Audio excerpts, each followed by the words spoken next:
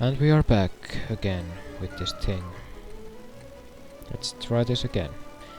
Well, I have not failed yet, but it will happen soon, don't worry. No, no, no.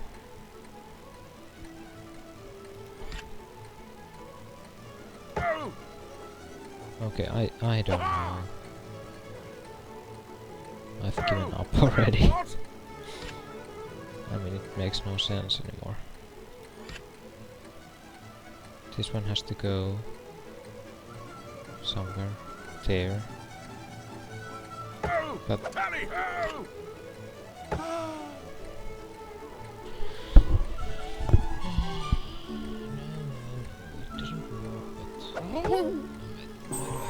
How did you do? Oh dear. did I press? Don't give up yet. Another try, surely. I would give up because A cunning tactic, making yourself look stupid so the villain will relax their guard. wow. Well, you did your best, such as it was. This is how to do it.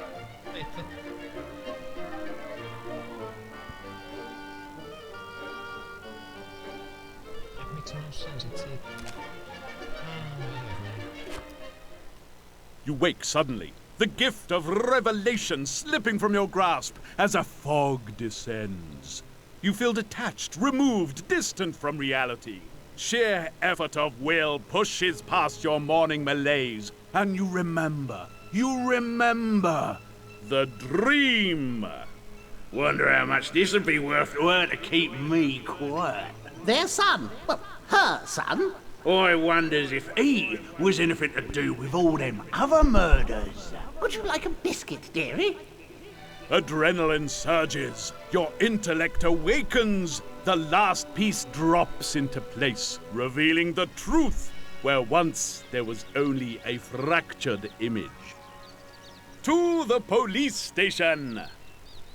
Okay.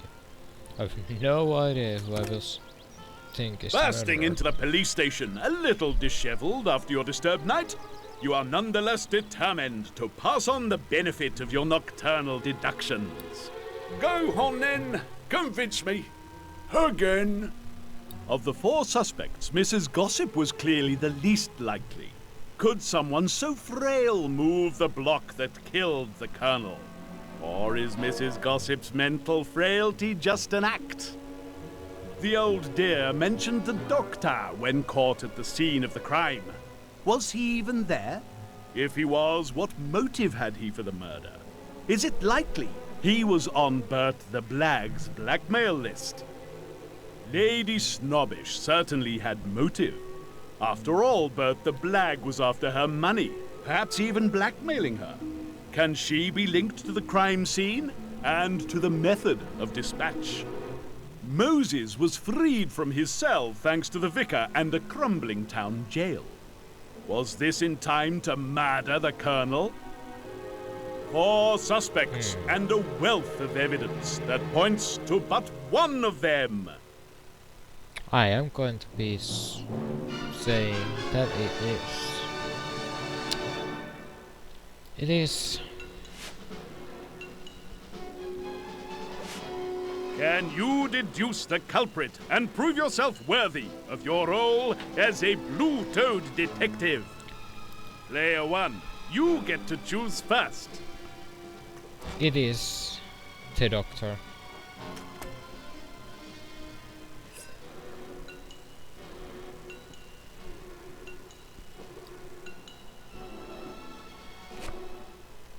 In the end, the final piece of this puzzle came in a dream.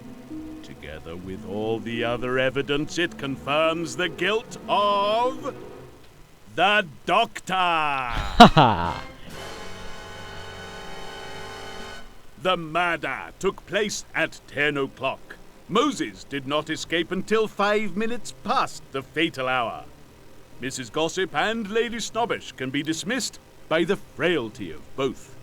Mrs. Gossip through simple age, and Lady Snobbish because of her injured wrist. Neither could have moved the block of stone.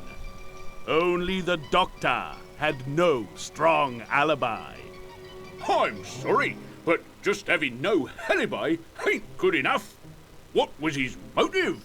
You tell the inspector everything you have found out about the doctor's true ancestry, and the fact that the colonel had uncovered the same information.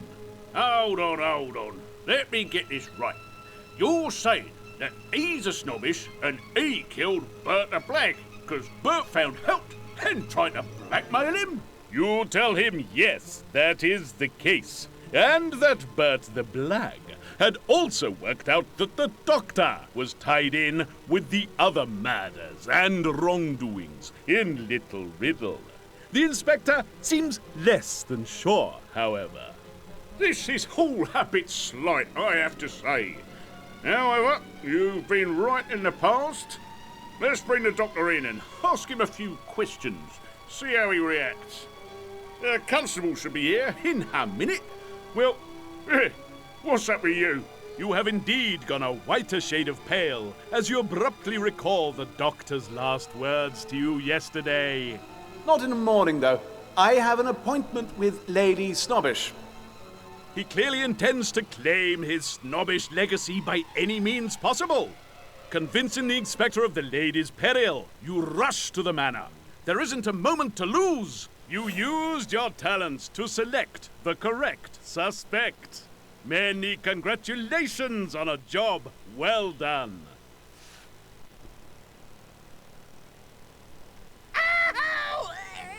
You burst into the manor. Your ladyship! Great heavens! Inspector, explain yourself. This instant. Sorry, Mum. We heard you scream. I appear to have cold equipment this morning. My stethoscope, you see. Just what do you think you're doing, Inspector? Nothing, Mum. Sorry, Mum. I'll just be going. It won't happen again. I can assure you of that. Inspector, I got your message. What? Constable, I believe we have a spare cell at the moment. It will be occupied for the rest of today by this. I'm not in the habit of being made a fool of. You'll get out of my sight, sharpish! Well, that didn't go entirely according to plan, did it? Even as you languish in a police cell, the perpetrator of the foul deeds that have rocked Little Riddle to its very foundations walks abroad.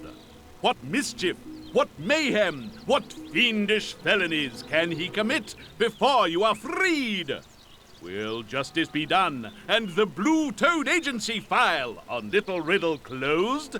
Or will evil prevail while you rot in prison? Find out when you return in The Riddles of the Past. Alright, and that pretty much finishes off this part of it. Nicely before the timer runs out. Well, I hope you liked this. And the finishing stuff. Thank you. So, how well did you do in that episode? Layer 1. In the periodic table of victory, that result would place you somewhere between zirconium and rhodium. It was more like a transition element than a noble gas. I did really horrible in that one. But for now, I'm going to leave you with that. Next time, the riddles of the past. Have a good night and Godspeed. Night night, folks.